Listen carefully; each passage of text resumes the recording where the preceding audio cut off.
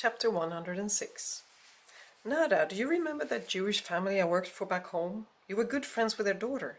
Do you remember their family name? Nada's hand stopped folding laundry. The fabric of the t-shirt suddenly scraped her hands like sandpaper.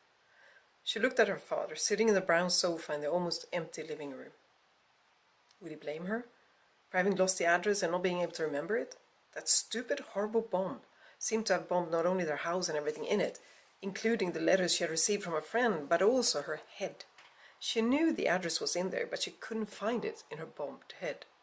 Weeks ago, she had sat down with a pen and an envelope, as if she could deceive her brain that she was writing a letter to her friend, as so many times before, and that the memory would then suddenly release the address. It hadn't released anything. Of course I remember them, but I don't remember the address. The t-shirt she had been folding felt heavy. For some reason it was hard to continue folding.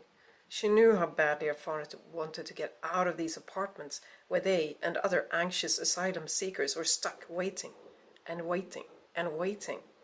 If they could arrange their own accommodation with the help of relatives or friends, they could live there instead. But the only ones they knew in Sweden were the Jewish family her father had once worked for. Nada was the one who had stayed in touch the longest. Nada was the one who had known their address, and now she couldn't remember. She just could not remember. Yusuf looked at her in surprise. Their address?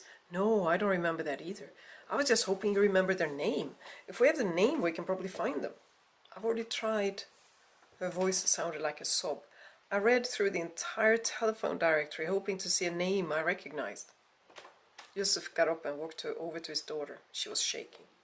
My dear girl, I didn't know you had... Have you looked in all telephone directories? We only have one. Yes, but Sweden must have several telephone directories, right? Perhaps, but what I remember from the address, the only thing I remember, is that the city had a strange letter in it, the O with 2 dots over it, and we have that telephone directory. Yusuf got down on the floor and helped Nada fold clothes. Maybe there are more cities in Sweden than Örebro that have that letter? Nada finally folded the t-shirt. She shrugged.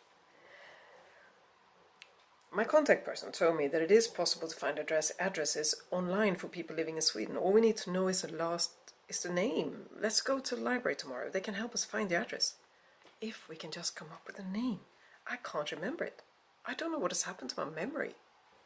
Nada smiled. She was not the only one with memory that worked poorly.